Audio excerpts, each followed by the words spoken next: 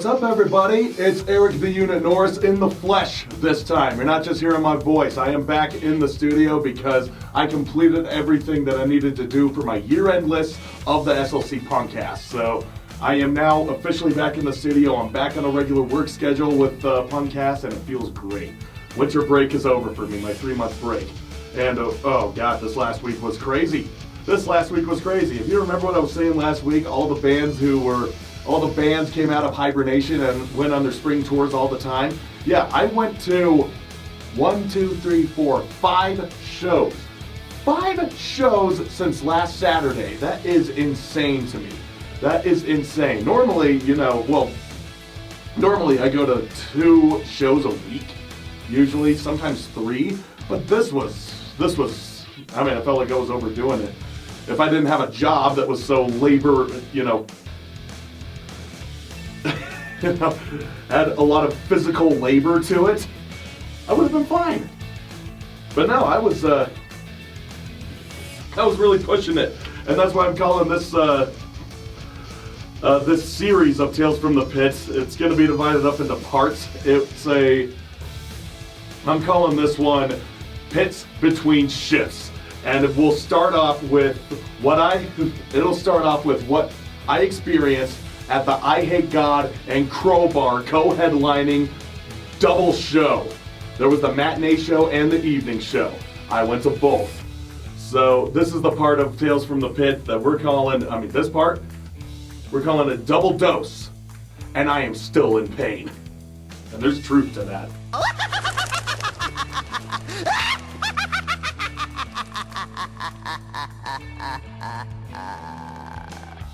Anyway, so this took place on Easter, this show. And what better way to spend the holiday of the rebirth of the Lish Jesus Christ than seeing a band whose very name is a play on the phrase that celebrates the opposite. Twice, like I said. And with some other affiliates, of course. I am, of course, talking about the show where Aces High opened its doors on Easter Sunday to host not just 1, but 2 shows featuring 2 of the grimiest metal bands that New Orleans has to offer. The Sludge Brothers, Eyehategod, and Crowbar played 2 sets each, a matinee show in the afternoon and an evening show with their tour buddies and cohorts Blast and the local doom metal dwellers Hibernaut, both of which were sold out. Yeah, both of these shows were sold out. The matinee show sold out at the door. They had like 10 tickets left. And I had already seen Eyehategod and Crowbar, but I had never seen Blast. And knowing that Nick Oliveri was their current frontman, I had to get some records signed. I had to get my copies of Blast's Blood record, the Queens of the Stone Age, Songs for the Deaf, which Nick Oliveri played bass on, and Blood Clots, Up in Arms.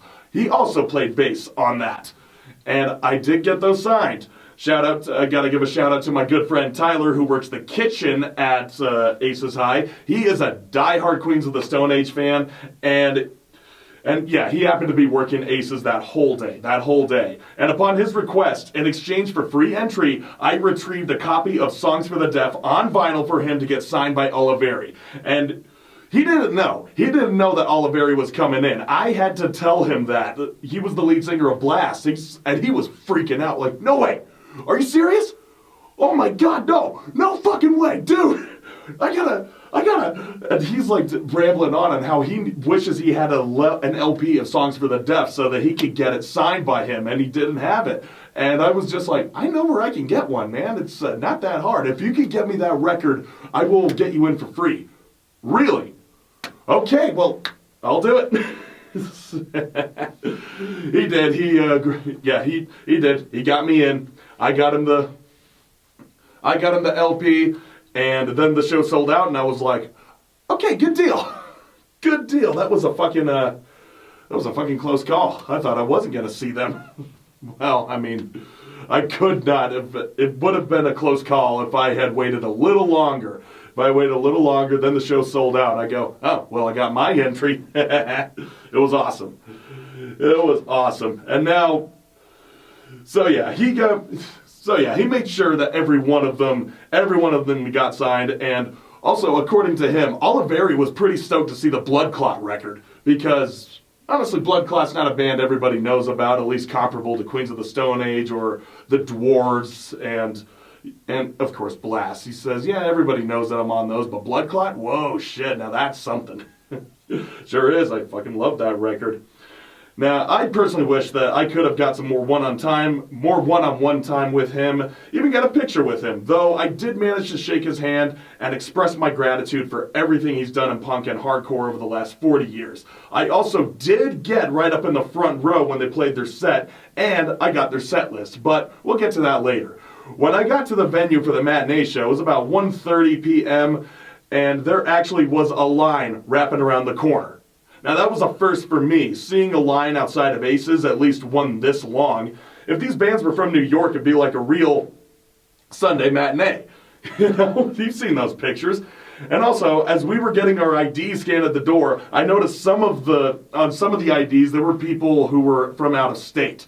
People traveled for this shit. I mean, if that don't say something. The matinee sets were pretty good. Though I know that they could have been a lot crazier. They have the potential to be crazier, but it was the middle of the day and people weren't fixing to get their mosh on just yet. And most of them were there because it was a work night and it was the only way they could see Eyehategod and Crowbar and not hate themselves in the next morning. And their sets were good. Eyehategod, they went first. Mike Williams greeted the audience and saying that for our next number, we're gonna break up. The audience all laughed and he also proceeded to talk some shit on how Electric Wizard are the, quote, Green Day of doom metal, and that then he bid everyone a happy Easter and jumped right into Take As Needed for Pain. And they all had great energy. Williams was really belting out some powerful vocals, and Jimmy Bauer was laying down some, every blues solo with such precision, and also every riff with such precision, and all with a smile on his face.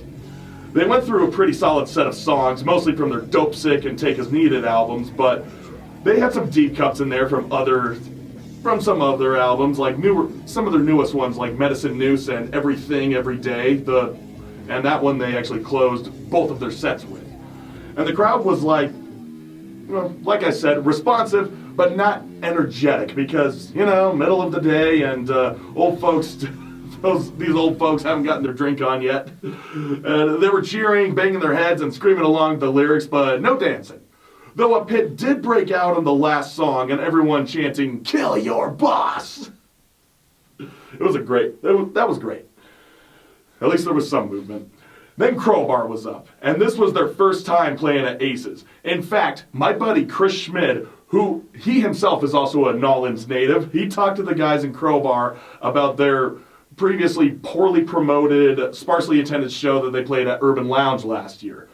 And they wanted that if they wanted a better crowd, they better play here at Aces, And it also helped that Eyehategod specifically request that every time they come to Salt Lake that they play that venue. So, and also, come on, if two shows in Salt Lake City, literally on the same day, don't say anything, two sold out shows, then I don't know what will. Anyway, then Kurt Weinstein comes onto the stage and strikes the opening chords in And Suffer As One, and they delivered that destructive force of bludgeoning riffs that pulsated through the walls.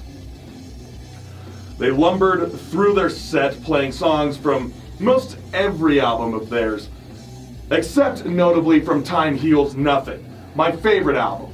Why do they ignore that album? It's their best one. Well, it's my favorite one. It's Bogus. It's Bogus. You got so many good ones on there, man. Whatever. They still played some bangers, Major crowd pleasers like Planets Collide, To Build a Mountain, and Existence is Punishment. And also the underappreciated Chemical Gods and Like Broken Glass.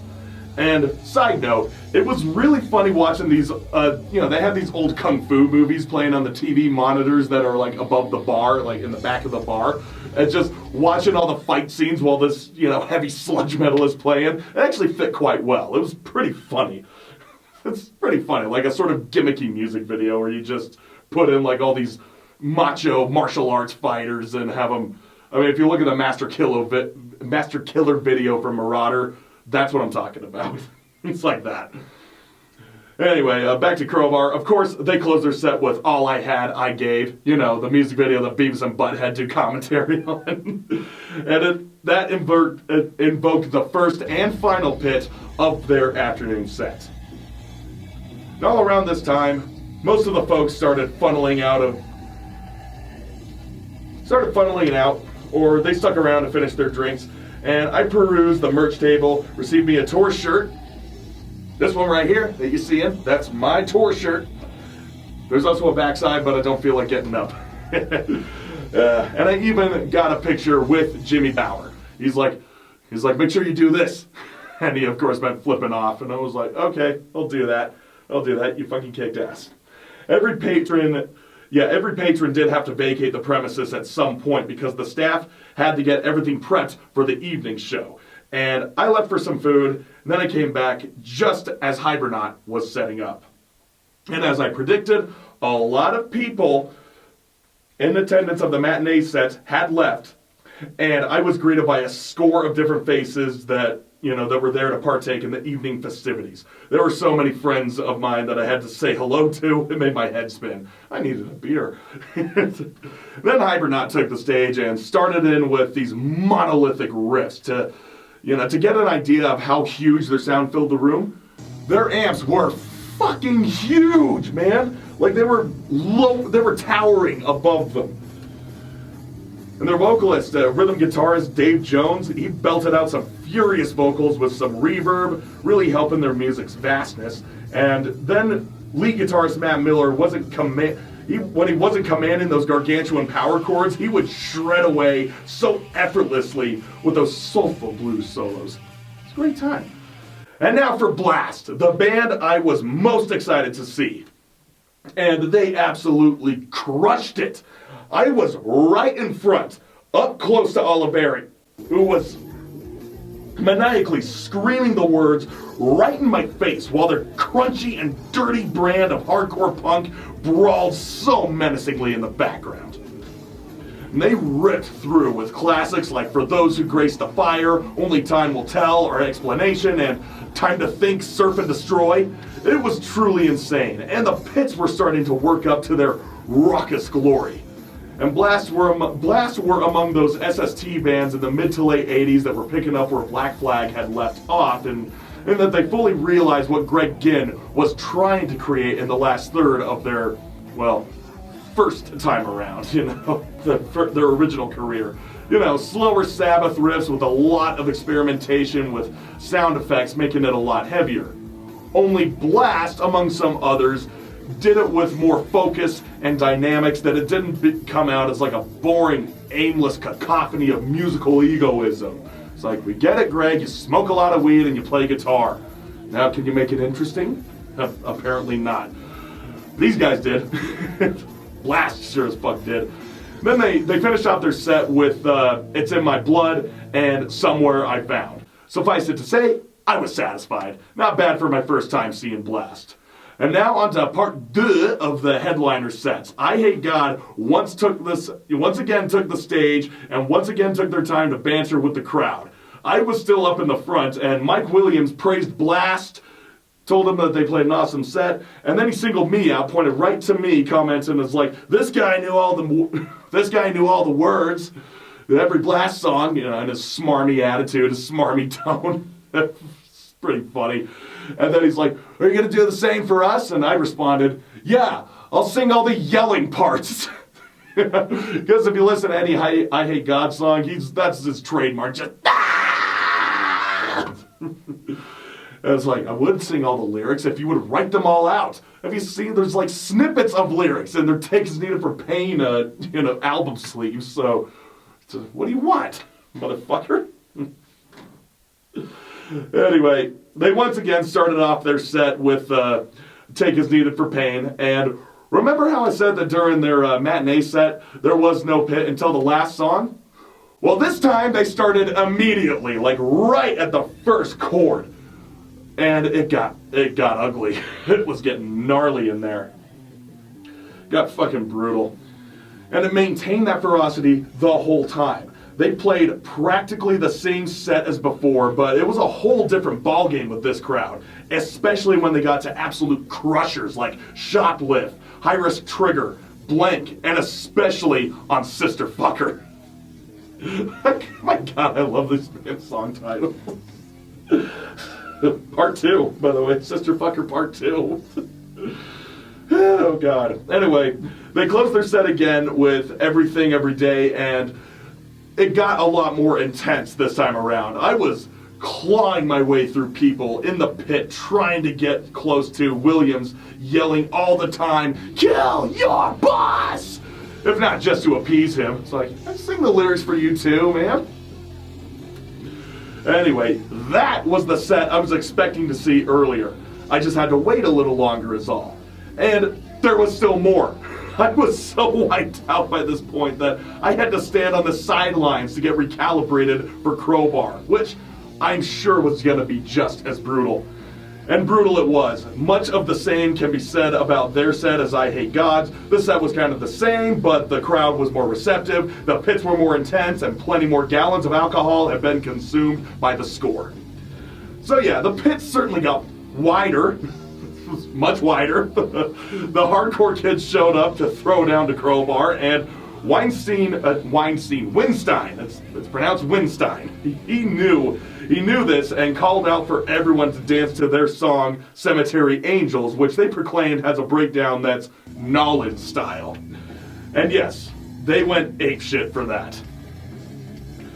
And another noteworthy moment, they played, when they played Planets Collide, they played it again, but this time they dedicated it to the recently deceased Bo Luders, who I'm sure you guys know by now. Was the guitarist of Harm's Way, and he co-hosted the Hardboard podcast.